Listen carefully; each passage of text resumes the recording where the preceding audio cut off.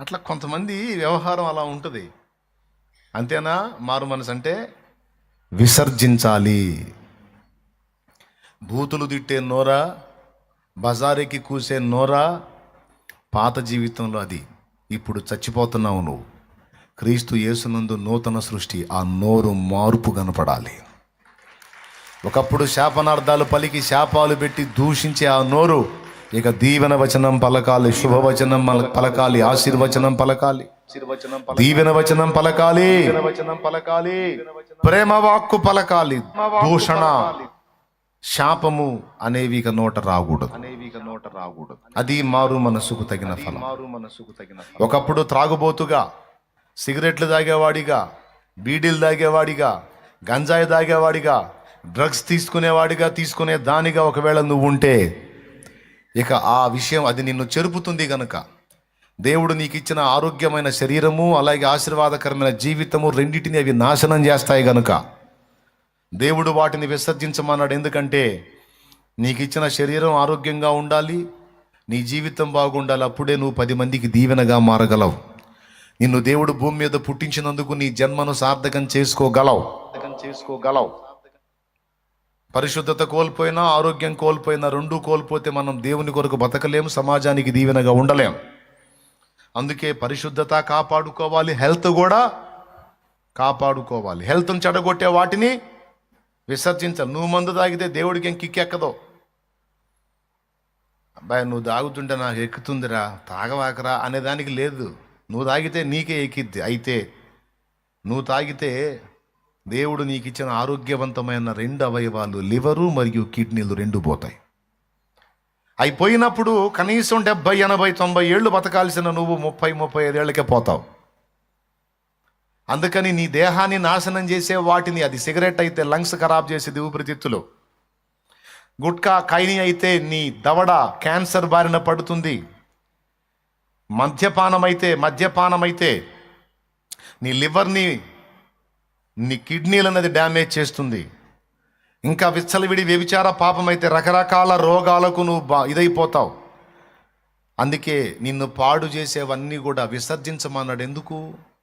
నా శరీరంతో నేను ఏమైనా చేసుకుంటానండి, దేవునికేం అని నువ్వు అంటావని ఆయనకు తెలుసు. ఆయన ఏం చెప్తున్నాడంటే, నీ శరీరం నీకు ఇచ్చిందేరా, కానీ దాని ఆరోగ్యాన్ని కాపాడాల్సిన బాధ్యత నీదే. కొంతమంది నేను మందు తాగట్లేదు, సిగరెట్ తాగట్లేదు, వ్యభిచారం చేయట్లేదు, నేను గుట్కాలు ఖైనీలు తింటలేదు, నేను ఇవేవి చేయటం లేదు, కాకపోతే టయానికి తిండి తింటలేదు అంటావా? అది కూడా కేసే. నీకు తెలుసు అది కూడా తప్పే.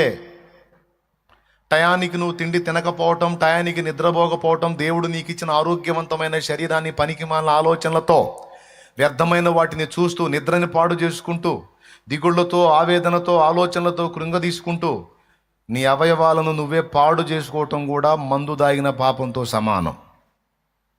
ఇది రాసుకో, మర్చిపోతావు మళ్ళీ. ఇదేముంది, నేను మందు తాగట్లా, సిగరెట్లు తాగట్లా, బీడీలు తాగట్లా, గుట్కాలు తింటలా, సొట్టలు తాగట్లా, వ్యభిచారాలు చేయట్లా, కాకపోతే వైనం తైనం లేకుండా ఉపవాసాలు ఉంటున్నాను అంటే కేసే అది. నీకు దేవుడిచ్చిన ఆరోగ్యవంతమైన దేహము, దేవాలయము లాంటి శరీరమును జాగ్రత్తగా కాపాడుకొనుట నీ బాధ్యతే. నువ్వు దేవుని యందు విశ్వాసం ఉంచుచున్నావా? నువ్వు దేవుని నమ్ముచున్నావా? అట్లయితే టయానికి తినాల్సిందే, టయానికి నిద్రపోవాల్సిందే. నువ్వు తిండి మానుకొని ఆలోచించినా అవిశ్వాసి కిందికి వస్తావు, నిద్ర మానుకొని ఆలోచించినా అవిశ్వాసి కిందికి వస్తావు. దయచేసి రాసుకోండి ప్లీజ్, చదువుకున్నోళ్ళు టప్ టప్ టప్ నోట్ చేసుకోండి. విశ్వాసి కింద రావు నువ్వు. ఏందమ్మా నిద్రపోకుండా ఆలోచిస్తున్నావు అంటే చాలా దిగులుగా ఉందన్నా, అట్లయితే నువ్వు విశ్వాసం లేదమ్మా. విశ్వాసం ఉంటే దిగులెందుకు? నా దేవుడు ఉన్నాడు, ఈరోజు సమస్య వస్తే రేపటికి ఆయనే చక్కబెడతాడు. ఆ విశ్వాసం నాకుందని టయానికి తింటావు, టయానికి నిద్రపోతావు, సంతోషంగా ఉంటావు. ఎందుకు ఇవి అంటే నువ్వు ఆరోగ్యంగా ఉండాలి. ఎందుకు ఆరోగ్యంగా ఉండాలి? దేవుని కోసం నువ్వు పని చేయాలి. దేవుని పిల్లలకు నువ్వు సేవ చేయాలి. దేవుడు నీకు అప్పగించిన బాధ్యతలను నువ్వు నెరవేర్చాలి. దేవుడు నీకు ఇచ్చిన బిడ్డల్ని నువ్వు రెక్కలు తీసుకొని రావాలి. దేవుడు నీకు ఇచ్చిన బాధ్యతలు నువ్వు సరిగా నెరవేర్చాలంటే దేవుడు చెప్పిన ప్రకారం విశ్వాసం గలదానివై, విశ్వాసం గలవాడివై, టయానికి తినాలి, టయానికి నిద్రపోవాలి. పాపం తాగుబోతోళ్ళని తిరిగిపోతోళ్ళని చూసి వాళ్ళు వ్యసనాలు వాళ్ళు పోతారు, వాళ్ళు ఉండరు అంటే నువ్వు నిర్లక్ష్యం చేస్తే నువ్వు కూడా పోతావు. నేను నిర్లక్ష్యం చేస్తే నేను కూడా పోతా. ఇక్కడ అందరికీ ఒకే శరీరం. వాడేం తాగి పాడు చేసుకుంటున్నాడు, నువ్వేం తినక పాడు చేసుకుంటున్నావు.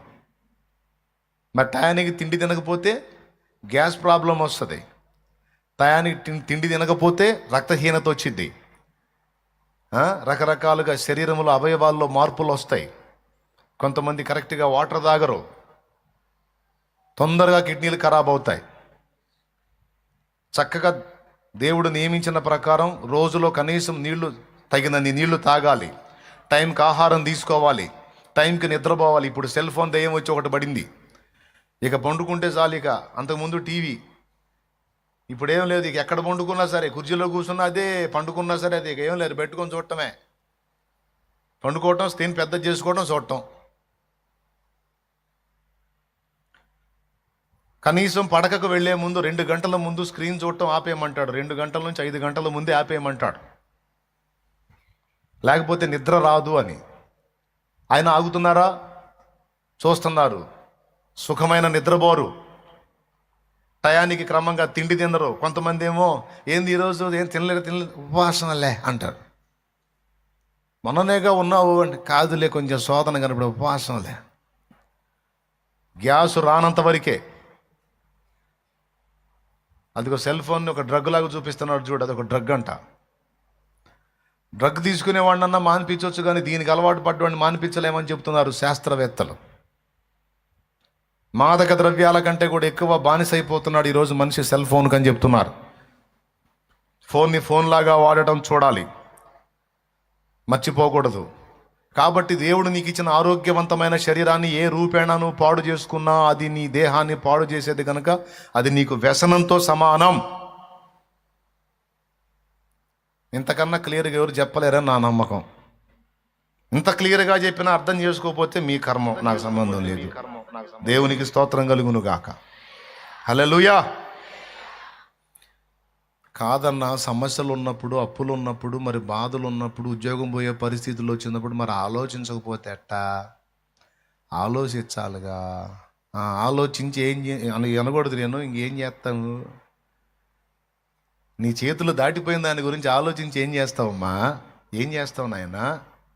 ఒక్కటి చెయ్యి, మోకరించి ప్రార్థన చెయ్యి. అయ్యా మోకరించి ప్రార్థన చేయ్యా, దేవునికి అప్పచెప్పు. రెయ్యి మొదటి జాములు లేచి మొర్రపెట్టు, 12 దాకా నిద్రపో, అప్పుడులే. ఇక నీకు ఓపిక ఉన్నంత వరకు చేయి ప్రార్థన. లేకపోతే తెల్లవారుజాము 3 దాకా పండుగ, అక్కడి నుంచి లెగు, నిశ్శబ్ద వేళ మొర్రపెట్టు. లోకమంతా హాయిగా నిద్రపోతున్న వేళ నువ్వు మోకాళ్ళ మీద ఉండి మూలుగు, అంగలార్చు, ప్రార్థన చేయి, దేవునికి అప్పచెప్పు. నువ్వు నిజంగా విశ్వాసం గలవాడువైతే, విశ్వాసం గలదానివైతే, నా దేవుడు సమస్తము సాధ్యపరచగల దేవుడు. ఒక ఉద్యోగం పోయే పరిస్థితి ఉంటే 7 మార్గాల్లో నాకు ఉద్యోగం వచ్చేటట్టు చేయడానికి నా దేవుడు సమర్థుడనే నమ్మకం నీకుంటే దిగులు తీసే, హాయిగా తిను, నిద్రపో. నా పిల్లల గురించి ఆలోచించకపోతే ఎట్లన్నా? నీ పిల్లల విషయంలో కూడా దేవుడే జోక్యం చేసుకుంటాడు.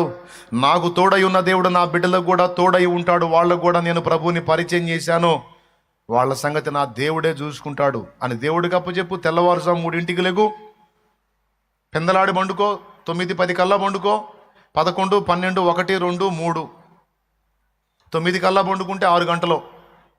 అయ్యొక 3 6 గంటలు నిద్ర సూపరు, మంచిదండి. కనీసం 8 గంటలు నిద్రపోవాలి, కనీసం 6 గంటలు ఓకే అంటాడు. పెందలాడి పండుకో, ఇప్పుడు 9 పండుకునే పరిస్థితి ఉందా?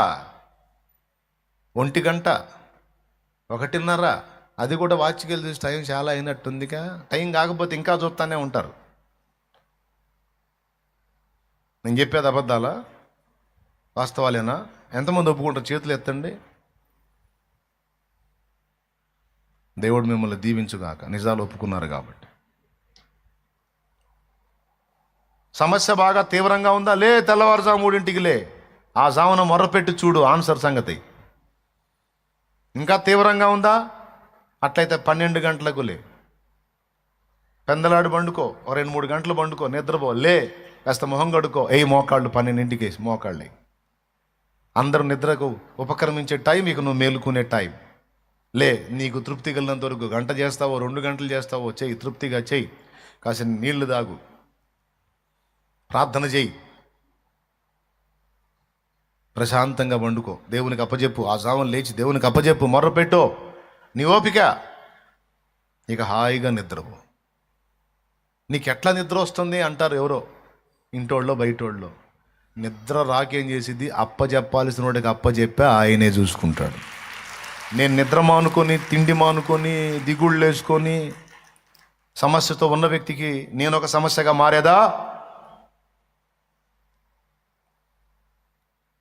సమస్యతో ఉన్న వాళ్లకు మళ్ళీ మనం ఒక సమస్య.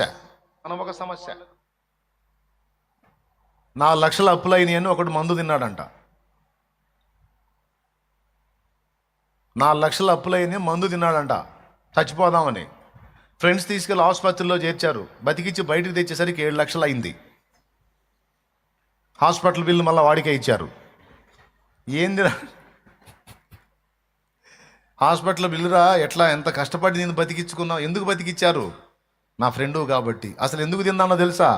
4 లక్షలు అప్పు అయిందని తిన్నాను రా. 7 లక్షలు అప్పు తెచ్చారు, ఇప్పుడు మళ్ళీ తినాలి కదరా నేను అన్నట్టు. దేవునికి స్తోత్రం కలుగును గాక. 4కే వాడు తింటే మళ్ళీ 7 ఆల్రెడీ సమస్యలతో బాధపడుతున్న సమస్యలే జాలవన్నట్టు మళ్ళీ నువ్వు పేషెంట్ పోయి మళ్ళీ ఇంకా దరిద్రాన్ని పెంచుతావా? దేవుడు నీకు ఆరోగ్యవంతమైన దేహాన్ని ఇచ్చాడు, దాన్ని కాపాడుకోవాలి. అటు దేవుని కొరకు, ఇటు మానవుల కొరకు నువ్వు ఫలించాలంటే దాన్ని హెల్త్ కాపాడు. లేకపోతే ఒక వ్యసనపరుడికి ఏ తీర్పు ఉందో నీకు అదే తీర్పు వచ్చింది. జాగ్రత్త. అర్థమైంది కదా? కాబట్టి వ్యసనాలను విసర్జించాలి. దేహాన్ని పాడు చేసుకునేవి ఏవైనా సరే మానుకోవాలి. అది ప్రసంగిలో చెప్పింది. వ్యాకులమును తొలగించుకొనుము, నీ దేహమును చెరుపు దాన్ని నీ యొద్ద నుండి తొలగించుకో. కాబట్టి ఇక ప్రభు దగ్గరికి బాప్తిస్మానికి వెళ్ళటానికి ముందే సిద్ధపడిపోయారు. అసలు యేసయ్య దగ్గరికి పోయిన తర్వాత సిగరెట్లు మానేశా, మద్యం మానేశా, ఇక వ్యసనాలు ఏవైతే ఉన్నాయో అవన్నీ మానుకున్నా, తీర్మానం చేసుకున్నా. ఇంకెందుకు మరి అన్నీ మానుకొని వదిలేసుకున్నాను. ఇక క్రొత్త జీవితం కావాలనుకున్నాను. పాత జీవితంలో చచ్చిపోయాను, ఇంకెందుకు? చచ్చినోడిని పాతేస్తే పోయిద్ది, నువ్వు చచ్చిపోయినోడిని ఉంచుకుంటే వాసన కొట్టిద్దిగా. అందుకని పాత జీవితంలో చచ్చినోడిని పాతేయాలని బాప్తిస్మానికి పోయా. బాప్తిస్మంలో 2002 ఏప్రిల్ 17వ తారీఖున బాప్తిస్మం ద్వారా పాతోడు సమాధి చేయబడ్డాడు. క్రీస్తు యేసునందు నూతన సృష్టి, షాలేము రాజుగా క్రొత్త జన్మ ప్రారంభమైంది. బాప్తిస్మం అప్పుడు పేరు మార్చే దాని వెనుకున్న ఆంతర్యం కూడా అదే. కొంతమంది పేరు మార్చకుండా పాత పేరుతోనే వదిలేస్తారు. నేను పేరు మారుస్తా. ఎందుకు మారుస్తానంటే, ఇప్పుడు పాత జీవితంలో వీరయ్య అనేవాడుగా నేను క్రొత్త జన్మలో కూడా అదే పేరుతో బతికితే ఆ మనిషే బతుకుతున్నట్టు. వీరయ్య ఏం చేశాడు? బాప్తిస్మంలో చచ్చిపోయాడు. మరి ఇప్పుడు పుట్టినోడెవరు? క్రీస్తు యేసునందు నూతనంగా జన్మించిన వీడి కొత్త పేరు, వీడి కొత్త శిశువు, వీడి కొత్త పేరు. అంతే కదండి. పాతోడి కొత్త పేరు పెడతామా? మరి కొత్త పేరు పెట్టామంటే వాడు కొత్తగా జన్మించినోడని అర్థమా కాదా? అందుకే క్రొత్తగా జన్మించిన శిశువుకి ఎలాగైతే పేరు వెతికి పెడతామో, క్రీస్తునందు క్రొత్తగా జన్మించిన నూతన జన్మ, రెండవ జన్మ, ద్విజన్మ అనుభవంలోకి వచ్చిన వారికి క్రొత్త పేరు కూడా ఇవ్వబడింది. అంటే ఏంది? పాత వ్యక్తిగా నీ పేరు మాసిపోయింది, నీ జీవితం చనిపోయింది. ఇప్పుడు నువ్వు క్రొత్త వ్యక్తివి. కాగా ఎవడైనను క్రీస్తు యేసునందున్న ఎడలవాడు నూతన సృష్టి, పాతవి గతించెను, ఇవిగో క్రొత్త వాయను. దేవునికి స్తోత్రం. ఏమాయనో సమస్తము క్రొత్త వాయనేమో. అక్కడ నూతన సృష్టి గురించి మాట్లాడే కాడ సమస్తము అని మెన్షన్ చేస్తాడు. ఇక్కడేమో ఇదిగో క్రొత్త వాయను అంటాడు. నూతన పరచబడ్డాయి. బిడలారా అర్థం చేసుకోండి. అక్రమ మార్గములను విడిచిపెట్టుట, నీ దేహమును చెడిపేవే నీలో జరగవు, సమాజాన్ని చెడిపేవి కూడా నీలో జరుగుతాయి. నిన్ను చూసి ఇతరులు చెడిపోయేటువంటి పనులు కొన్ని నీ వల్ల జరుగుతాయి, వాటిని కూడా మానేయాలి.